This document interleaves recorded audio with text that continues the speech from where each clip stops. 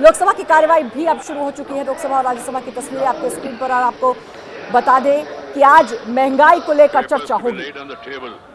General VK Singh, Sir, with your permission, that has nothing to do with the house. isolate papers. चलिए, मैं तो चाहता हूं सदन चले, अच्छी चर्चा संवाद हो। माननीय सदस्यगण, मुझे आपको सूचित करते हुए अत्यंत प्रसन्नता हो रही है कि बर्मिंघम में चल रहे राष्ट्रमंडल खेल 2022 में भारत ने अब तक 3 स्वर्ण पदक, 2 रजत पदक एवं कांस्य पदक जीते हैं।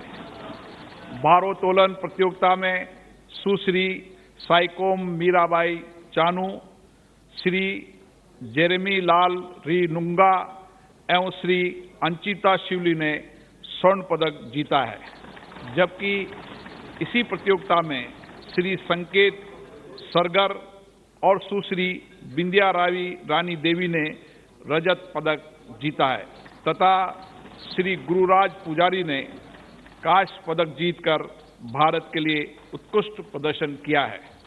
मैं अपनी ओर से, पूरे सदन की ओर से पदक जीतने वाले सभी खिलाड़ियों को हार्दिक बधाई देता हूं और इस प्रतियोगिता में भाग लेने वाले अन्य सभी भारतीय खिलाड़ियों के लिए भी शुभकामनाएं देता हूं।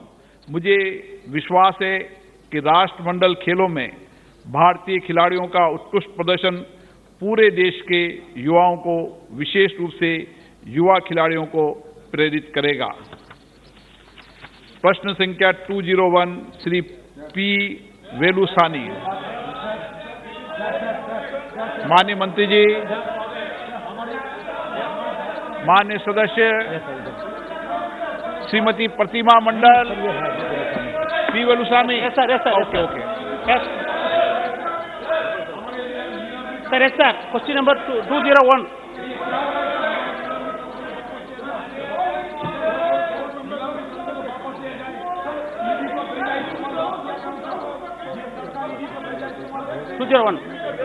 Sir, Please, thank you, Speaker sir.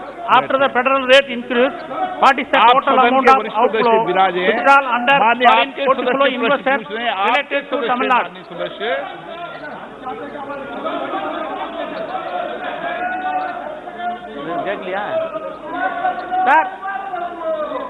Sir, thank you, Speaker sir. After the federal rate increase, what is the total amount of outflow withdrawal under foreign portfolio investors related to Tamil Nadu? Sir, question. Sir.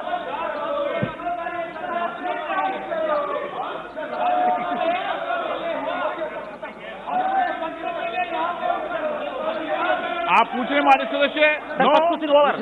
माननीय मंत्री जी question नहीं पूछेगा, आप दोबारा और thank you, Speaker sir. After the federal rate increase, what is the total amount of outflow withdrawal under foreign portfolio investors related to Tamil Nadu?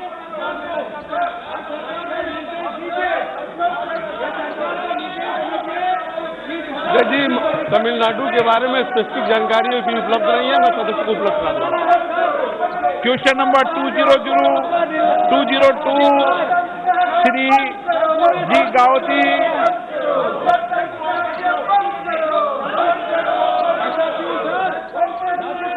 Question number 202. Question number 202. Sir, answer is laid on table. Sir, what steps in the government of India taken to ensure that the books available in the library impart education which is historical and cover subjects of contemporary relevance like mission learning and artificial आप सदन नहीं चलाना चाहते, माननीय सदस्यों को प्रश्न नहीं पूछना चाहते, आप सदन में विराजे। मैं आपको पर्याप्त समय, पर्याप्त अवसर दूंगा। ये सदन आपका है। आप क्या बोलना चाहते थे? सर मैं ये कहना चाहता हूँ, आज सर आपकी अनुमति से आइटम नंबर 20 प्राइज राइट्स का डिस्कशन इनकी डिमांड पे लगा हुआ है सर। ये सदन में चर्चा नहीं करना चाहते सर, हम चर्चा करना चाहते हैं। जो इन्होंने प्राइस राइज की डिमांड की थी वो भी हमने सदन में चर्चा के लिए लगा रखा सर। ये चर्चा करें और आपकी अपील माने और ये अपनी सीट में जाए। सदन की मर्यादा को और कुछ ना और चलने दे सर। इस तरीके से सदन चलाना उचित नहीं है। मैं सदन की कार्रवाई आज 12 बजे तक के लिए स्थगित करता हूं।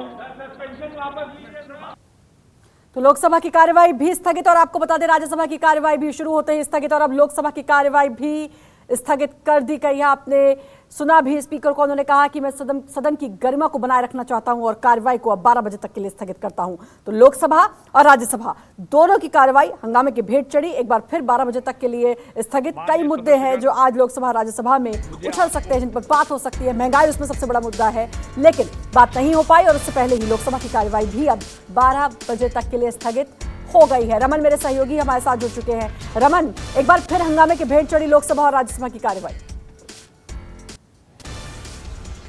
देखिए, बिल्कुल लोकसभा और राज्यसभा की कार्रवाई में व्यवधान जो लगातार आ रहा है, उसमें लोकसभा में क्वेश्चन आवर के बाद स्पीकर की तरफ से या सरकार की तरफ से जो विपक्ष का बड़ा मुद्दा था, विपक्ष की मांग थी कि महंगाई के मुद्दे पर चर्चा कराया जाए, उस मुद्दे पर चर्चा कराने के लिए आज सरकार तैयार है और उसे लिस्टेड कर दिया गया है, यानी कि लिस्ट में इस चर्चा का प्रावधान कर दिया गया है, जैसा कि संसदीय कार्य राज्य मंत्री ने लोकसभा में ये बात भी बताई। लेकिन विपक्ष चाहता है, खासतौर पर कांग्रेस चाहती है कि जो 4 सांसद उसके निष्कासित हुए हैं उसका निष्कासन रद्द किया जाए और उसके बाद फिर जल्दी से जल्दी इस पर चर्चा की जाए। क्वेश्चन आवर के बिना, क्वेश्चन आवर को हटाकर इस पर चर्चा शुरू कराई जाए। और साथ ही साथ राज्यसभा में कई मुद्दों पर नोटिस दिया गया है। इसमें प्रियंका चतुर्वेदी ने संजय राउत के मुद्दे पर नोटिस दिया है, संजय सिंह ने महंगाई के मुद्दे पर नोटिस दिया है। लेकिन आज लोकसभा में चर्चा का प्रावधान है तो कल राज्यसभा में चर्चा का प्रावधान है।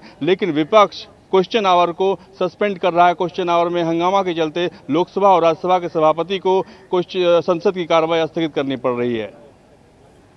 बिल्कुल रमन, और कई बहुत मुद्दे हैं। मेन तो महंगाई का है जिस पर चर्चा होनी है और उस पर भी चर्चा नहीं हो पाई। इसके अलावा ये भी कि संजय राउत का मुद्दा भी लोकसभा और राज्यसभा में उठ सकता है। देखिए, बिल्कुल संजय राउत जिस तरीके से पूरे विपक्ष को लीड कर रहे थे, विपक्ष के मुद्दे को आगे रख रहे थे और जैसा समर्थन संजय राउत के मुद्दे पर मिलना चाहिए था शिवसेना को, वैसा समर्थन आज देखने को नहीं मिला। महात्मा गांधी प्रतिमा के सामने आज कोई ऐसा प्रोटेस्ट संजय राउत के समर्थन में या ईडी के विरोध में नहीं हुआ। सिर्फ शिवसेना की प्रियंका चतुर्वेदी अकेले प्ले कार्ड लेकर लहरा रही थी और वो मांग कर रही थी कि इस मुद्दे पर चर्चा कराई जाए। और बीजेपी के बारे में उनका कहना सीधा आरोप था कि बीजेपी के इशारे पर ईडी ने संजय राउत के खिलाफ ये कार्रवाई की है। लेकिन संजय राउत के मुद्दे पर जिस तरीके से तमाम राजनीतिक दल, खासतौर पर विपक्षी दलों का समर्थन शिवसेना को मिलना चाहिए था, वो अभी तक मिलता दिख नहीं रहा है। इसीलिए शिवसेना अलग थलग पड़ गई है। लेकिन शिवसेना की रणनीति ये है कि तमाम विपक्षी दलों को एकजुट करके इस मुद्दे पर सरकार पर दबाव बनाया जाए। बिल्कुल, अब देखना होगा 12 बजे के बाद और क्या कुछ होता है आगे। नमस्कार, मैं हूं मानक गुप्ता। अगर आपको हमारा ये वीडियो पसंद आया हो तो इसे लाइक और शेयर जरूर करें और हां, हमें सब्सक्राइब और फॉलो करना ना भूलें ताकि आप देश और दुनिया की कोई खबर मिस ना करें। तो जुड़े रहिए हमारे साथ और देखते रहिए न्यूज़ 24।